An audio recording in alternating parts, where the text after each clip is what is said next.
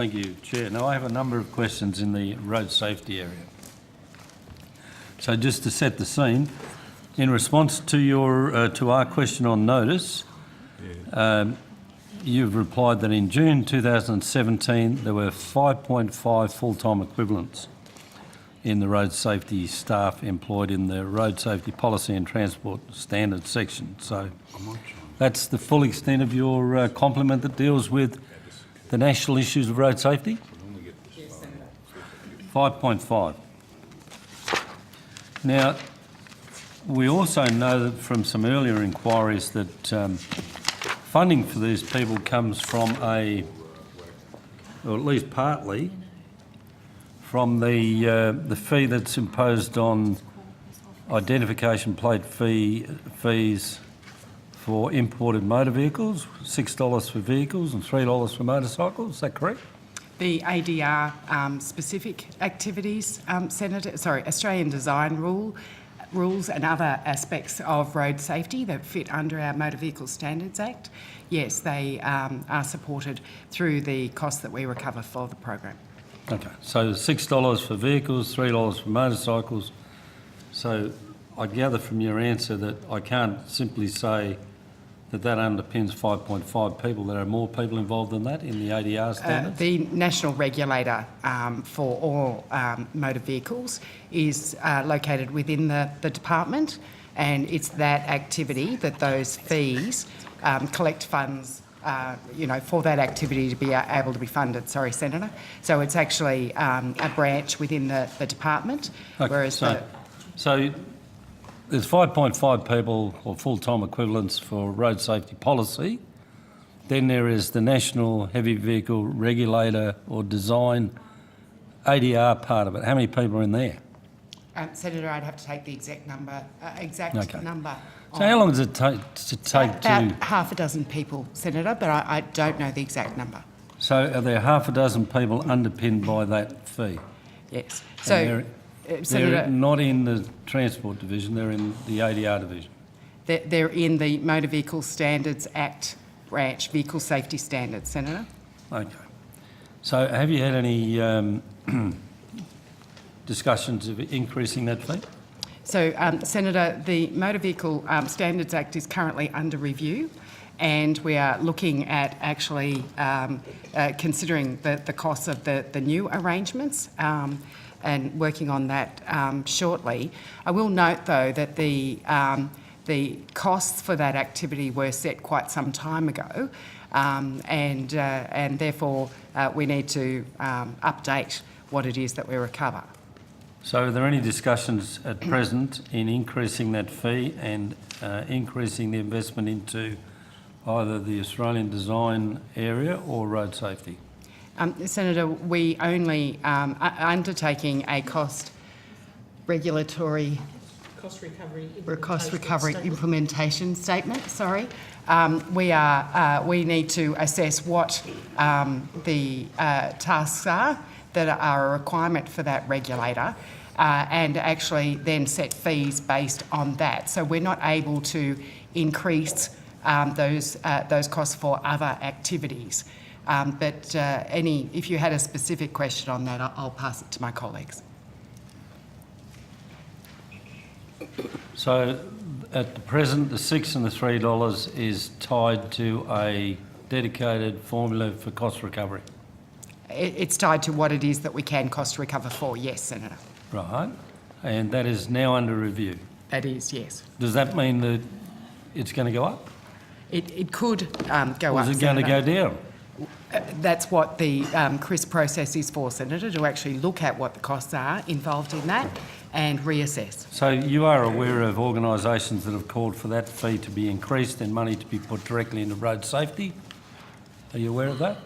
Senator, I'm aware of calls for there to be increased funding for road safety. I haven't necessarily seen them directly linked. Maybe my colleagues, are they aware of anything? Did you read the AAA submission? I don't believe that they've necessarily linked it directly to the MVSA, Senator. If they have, I'm sorry, I haven't seen that comment as yet. Okay, so we have 5.5 people in policy.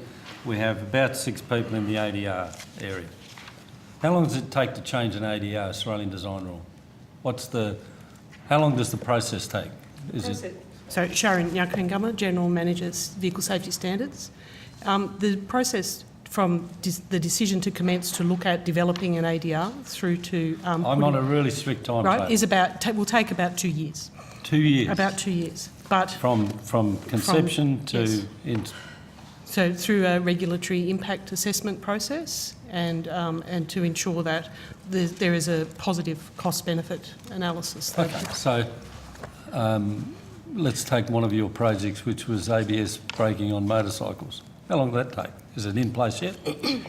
That's in the final stages. We've commenced over 18 months ago and went through some discussion papers and industry consultation. We've had a consultation RIS released in, I think it was July this year, with a 6-week consultation period, and we're in the final stages of developing the terms of the actual ADR now, which has the performance standards and the tests requirements to be met. It's essentially adopting, for the most part, the UN equivalent standard, the international standard. Why do we bother when, multiple jurisdictions have done the work? Why do we recreate the wheel again in these spaces? I've been told that it's mandatory in India, so why do we, in Australia, do it all again? Senator, for any proposal that is going to impact on industry, we are required to undertake a regulatory impact statement.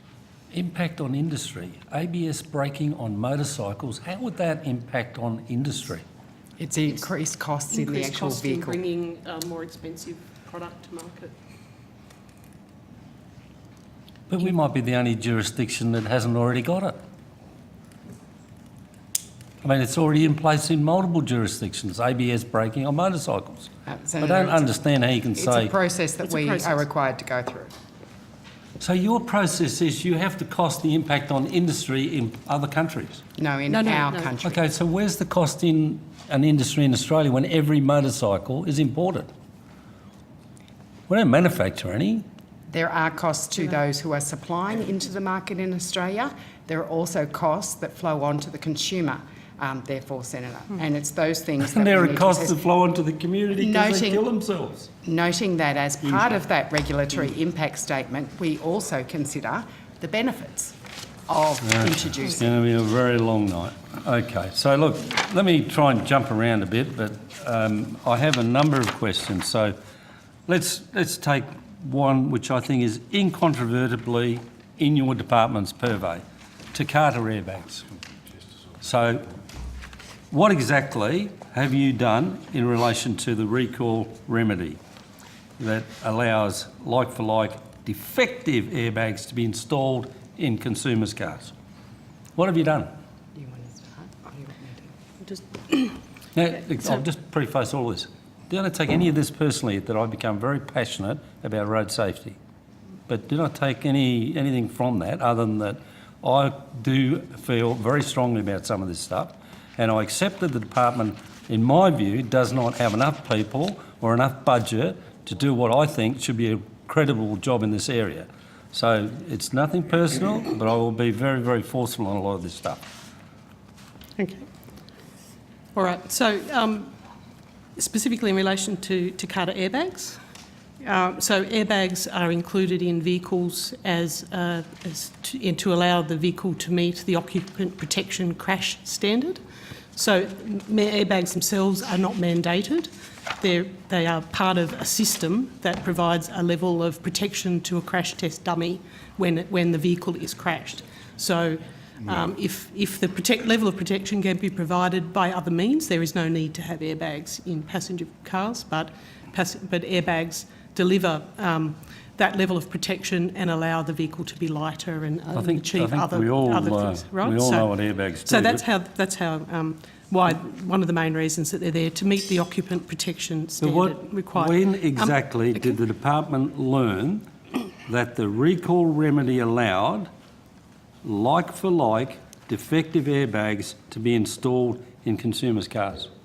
Senator Alex Vance, Executive Director, Surface Transport Policy Division. The knowledge of what airbag is or what inflator is being replaced is something that the manufacturers are putting together. So where you have an inflator that degrades over time, we're talking about ammonium nitrate as the propellant, where you have one that degrades over time, the shortest period of time that the degradation can occur, according to the best analysis in the United States, is about 5 years. Prior to that point, that inflator is safe. If you do not have an inflator that can replace the ammonium nitrate propellant effectively and for the long haul, your only options are to, one, have an unsafe vehicle with a degraded inflator, or replace it with a new inflator that gives you at least 5 years. Worst case. And so the argument has been that where that has been necessary, a like-for-like may be put in. And having said that, we don't have all the details for all inflators, but that's the logic behind it, so that you actually have a safe vehicle while the manufacturers, not including or including Takata, develop an inflator that fits and is not ammonium nitrate in nature and will last the long haul. That's the logic behind it, where it has to happen. But you're aware that there are 2.49 million cars affected by the Takata recall as of September 2017. Are you aware of that? Yes. Yes. So it's the largest vehicle recall in Australian history, It is. clearly. And it first started with 4,200 Honda cars in 2009 and subsequently widened to cover cars sold by different manufacturers in 2013. Since then, 950,000 cars have had replacement airbags installed, but the challenge is that they're not protecting the occupants. The like-for-like is still defective. The like-for-like Were you aware of airbags will protect the occupants for a minimum of 5 years after they're installed. And then they sell the danger- car to someone unsuspecting down the road, and third hand they goes off and, I think it's important to put on the record here that when these products, failed, people actually thought they were dealing with an IED in a car because of the projectile sort of injuries that people had incurred. We're not talking about, a misfire and you get less cushioning. We're talking about projectiles penetrating people's bodies. So are we saying the department is happy to have a like-for-like replacement schedule which protects for 5 years and then doesn't? Senator, at the risk of having somebody driving a car with an inflator in it that could do that damage, as we've seen in Sydney, yes, I do believe it is a better strategy than not replacing those airbags at all. Okay. And to actually deal with that 5-year period until they can be replaced. The other issue you raised, though, about sale of vehicles, etc., and passing on is one of our key issues that we've been dealing with in relation to working with the states and territories to get registration information to be able to ensure that those cars that need to be followed up are followed up. I'm going to follow that up anyway. But so you were aware that it was a stopgap measure, and that's my terminology. So Senator, could I just... it's clear that there would be further recalls into the future. Yes. And could I just interject there to say that this is a worldwide issue?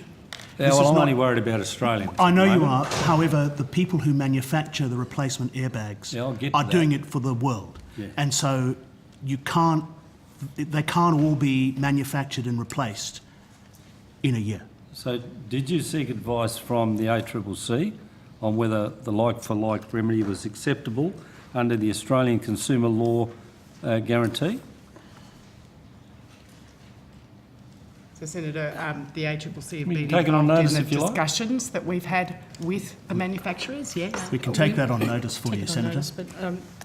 No. So when did the department inform the ACCC that the like-for-like remedy was occurring?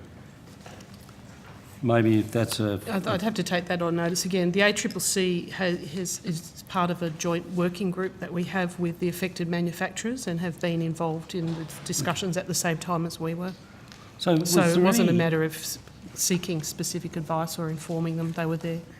So did the Department publicly release any information to consumers to alert them about the like-for-like remedy?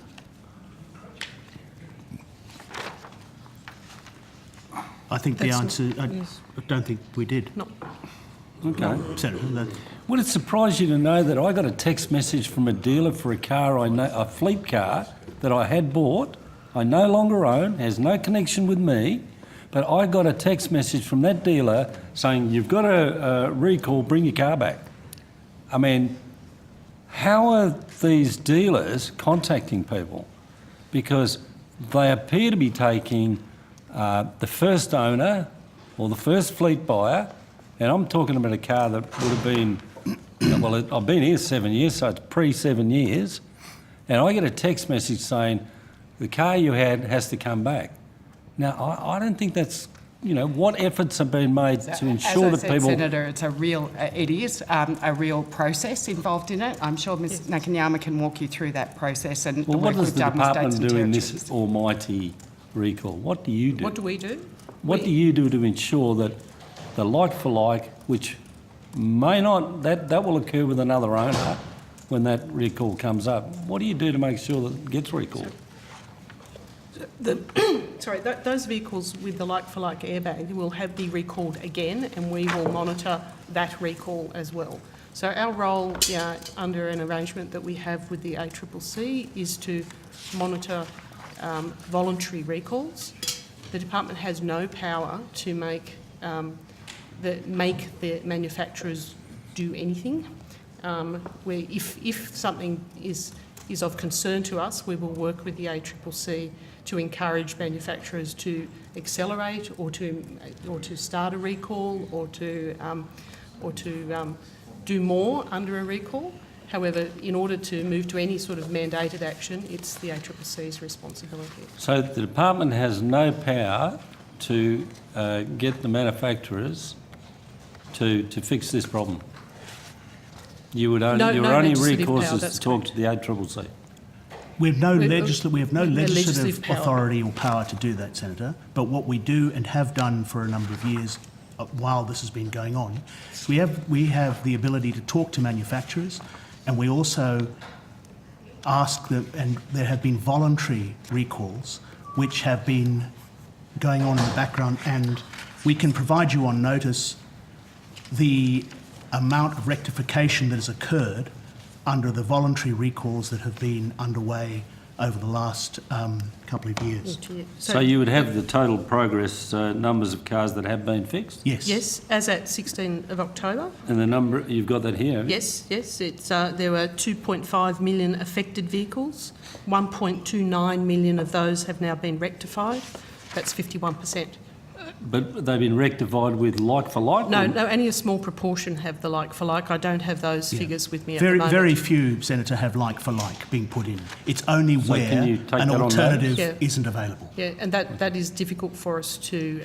I don't have those actual figures of like-for-like at the moment, because some of them will be in the same recall campaign, and in the middle of the campaign, the manufacturer has switched to a new supplier or a new propellant type. Okay.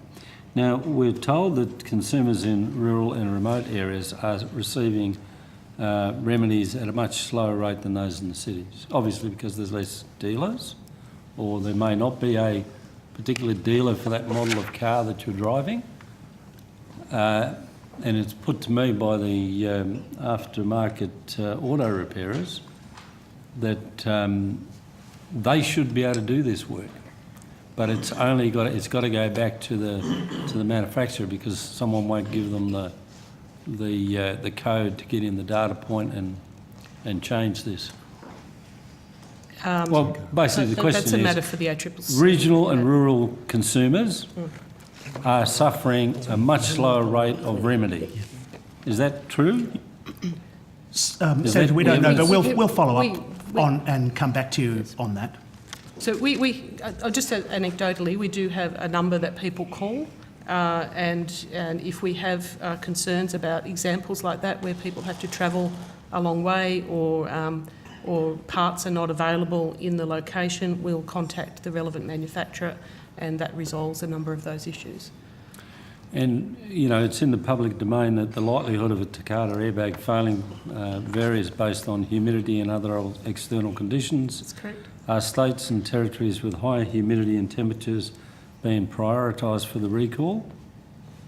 Yes. Yes. So, for example, I have one of those vehicles that is under recall, and parts for my vehicle will not be ready until the Northern Territory and North Queensland vehicles up there because of parts. And so that's in terms of Do we have safety. information statistically about that? I think we'll have to take We'd that have on to take notice. that on notice. So do you receive Because it would data- vary by manufacturer, Senator.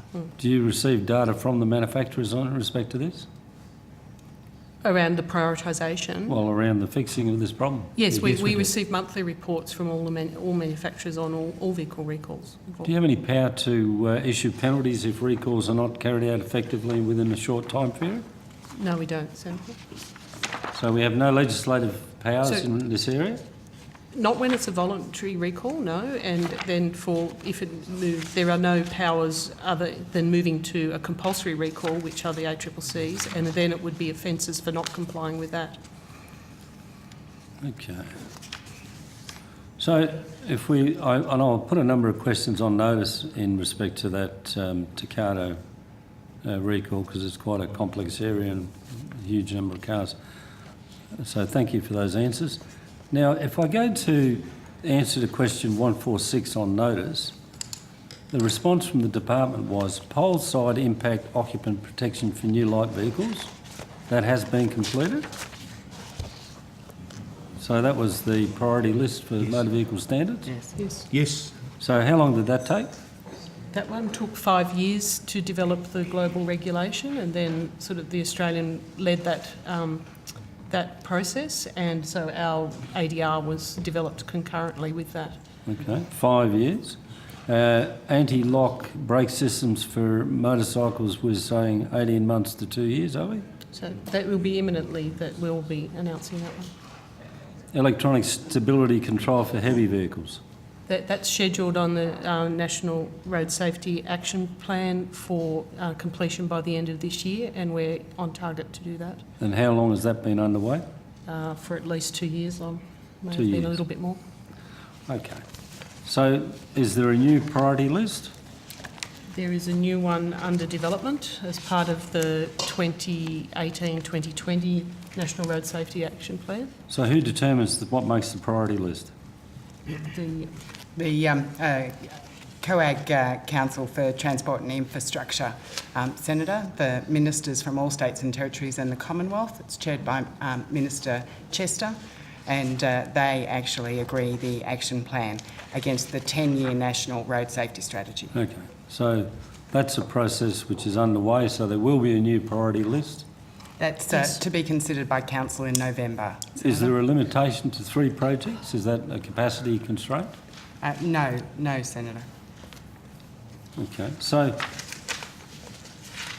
we have we have the ability to look at what vehicle manufacturers are doing globally.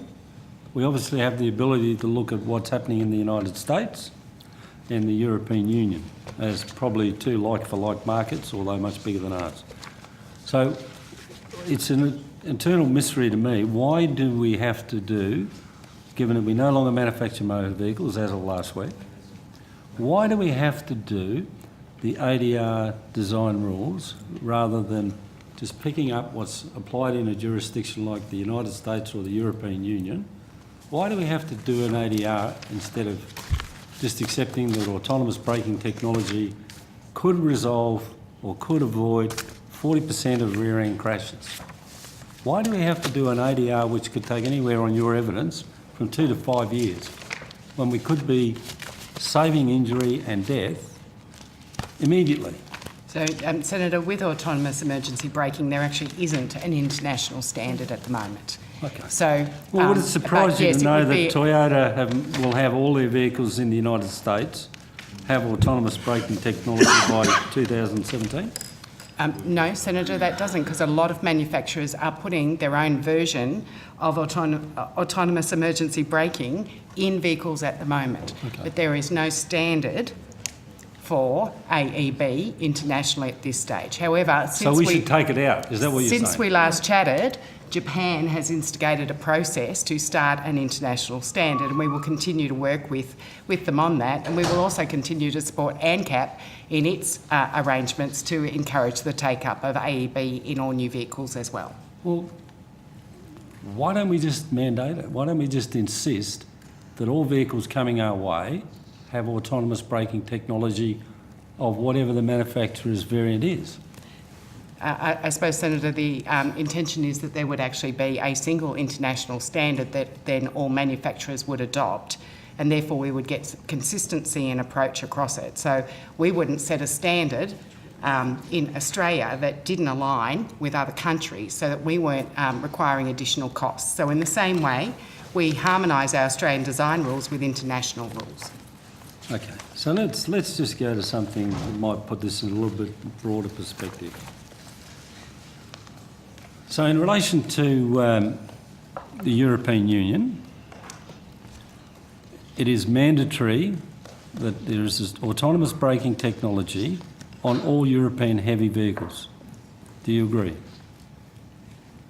Senator, my comments earlier were about I passenger just want to vehicles. take You're- this into some more perspective. you- Do you agree or don't you agree? I'll just check with... So I take that on notice. I know there is a UN regulation. There is an international standard for heavy vehicles. There is, sorry, Marcus James, General Manager, Road Safety and Productivity. Yes, it is the case that Europe has mandated that, but my understanding is it hasn't actually been deployed yet Okay, so it's mandated. in the EU. Now, we know that from two instances, I think one in Berlin and one in Lyon, one example had autonomous braking technology and one didn't. And the number of fatalities that when someone used a truck as a weapon, the number of fatalities where there was no autonomous braking technology was appallingly high. And the other was appalling as well. So this is a direct question. Do you as the department talk to the Department of Home Affairs or their department in regards to autonomous braking technology in heavy vehicles in the event that they're considered by these people who do these awful things as a weapon? And, you know, the European Union's obviously in front of us there. Senator, that would be a question for the No, Department that's of your Home department. Affairs. Do you talk to them? I'm not aware of us having provided Okay. information on that issue recently. However, I know that they have their own assessments in place to confirm those arrangements internationally as well. So hence you I don't can't talk speak to on them? their behalf. You haven't talked to them, you haven't spoken to them. Not in relation to AEB issues, no. Do you even recall the incident where the truck driver drove through the Ayers Rock Hotel and how many people were killed there? Alice Springs. We don't need any more graphic examples of how these huge vehicles can be used as weapons, and if there is technology around to avoid that, and it's mandated in the European Union, what steps is your department and your division, road safety, road policy, are you proactive in this space or not? Do you want to talk about heavy vehicles, but then we'll go back to passenger? The heavy vehicles, it is, AEB for heavy vehicles is our priority technology for us to explore the case for introducing a mandatory ADR under the next National Road Safety Action Plan. So it will be the highest priority. Mainly because there is an existing international standard and the damage done by heavy vehicles in low-speed accidents is far greater than that done by light vehicles. The evidence to date in relation to light vehicles indicates that from other jurisdictions is that in relation to light vehicles, the biggest advantage for AEB systems relates to property damage, reductions in property damage, not so much human trauma from accidents. Okay.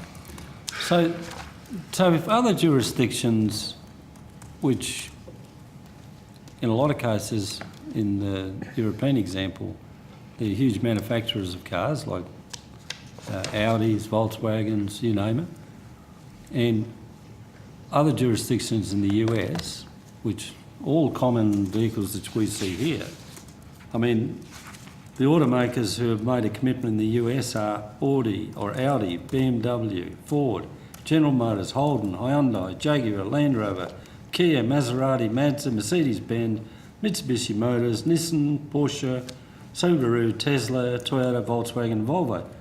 Now, they've all made commitments in the US about autonomous braking technology, and I accept that they may market a different type of autonomous braking technology, but they're on the same planet as regards to avoiding either low speed, rear end or front end or pedestrian or cyclist collisions. Why aren't we on that page? Well, we do the same thing through the ANCAP process, Senator. No, the ANCAP is a voluntary process. And in the Why same don't way you in as the the US... department get out in front? So in the US, they have had their companies sign up to a process. They're not all, as you said, following the same standard. They are doing it on a voluntary basis. And that's the Because same they that were we threatened find... with legislation. They were threatened with regulatory change. And accepting that the regulatory change takes a long while, that regulatory change was put on the industry. They then came up with a voluntary date. And then they came up with competitive pressures, which Toyota has hit the lead by saying all our vehicles will have AEB in 2017. But we don't see any evidence of that leadership in this area from your department in Australia. And I struggle to understand why, because no one wants to see 1,300 people killed and enormous amounts of people seriously injured, let alone the $30 billion plus cost to the economy of road safety.